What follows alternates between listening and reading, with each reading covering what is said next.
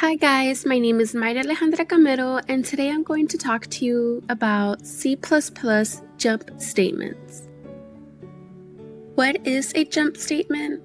A jump statement performs an immediate local transfer of control.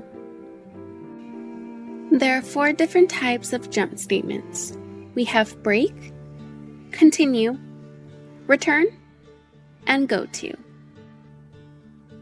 The first jump statement I'm going to talk about today is the break statement. The break statement ends execution of the nearest enclosing loop or conditional statement in which it appears. Control passes to the statement that follows the end of the statement, if any. The break statement is used with the conditional switch statement and with the do, for, and while loops. Break statements is almost always used inside the body of a conditional statement. If, and else statements.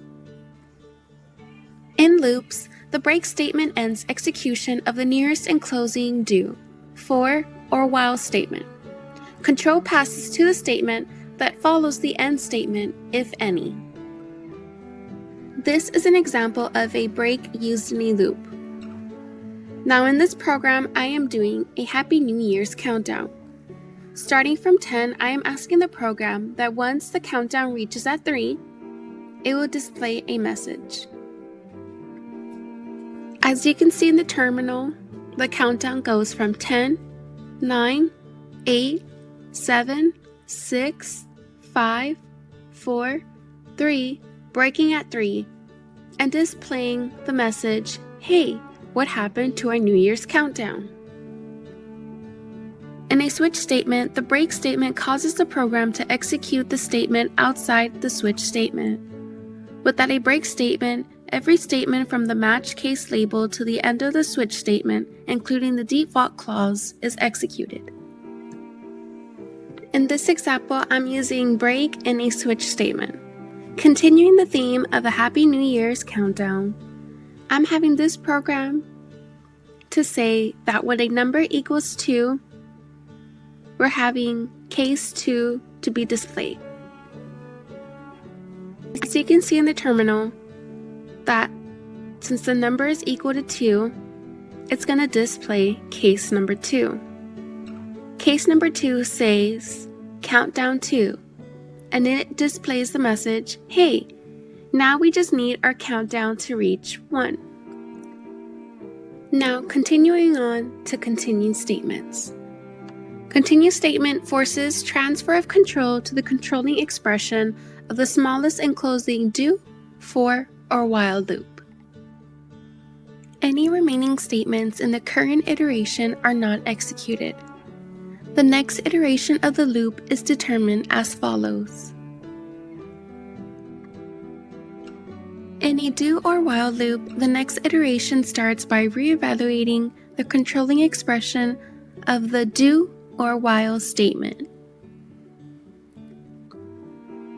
In a for loop using the syntax for initial expression, condition expression, or loop expression, the loop expression clause is executed.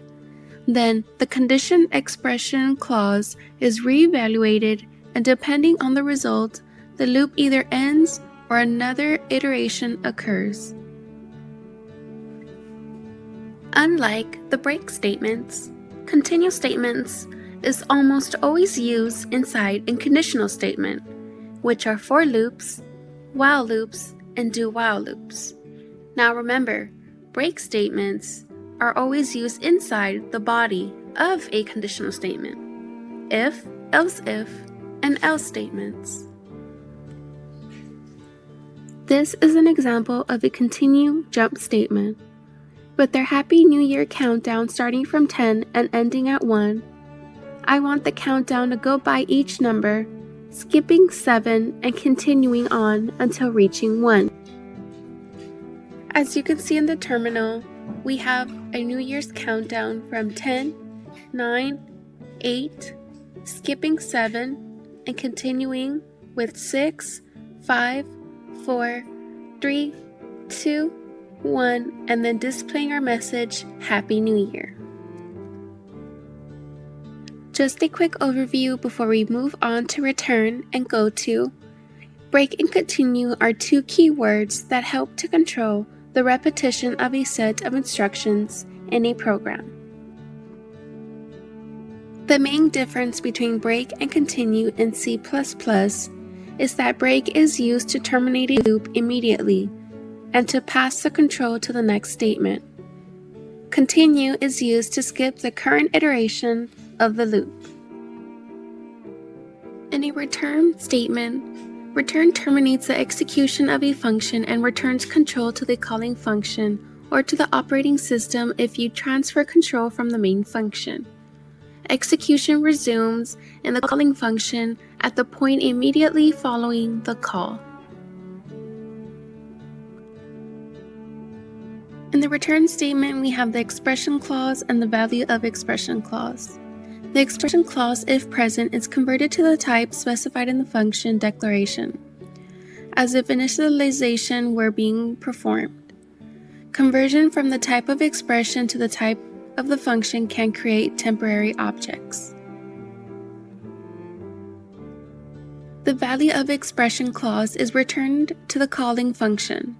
If the expression is omitted, the return value of the function is undefined. Constructors and destructors and functions of type void cannot specify an expression in the return statement.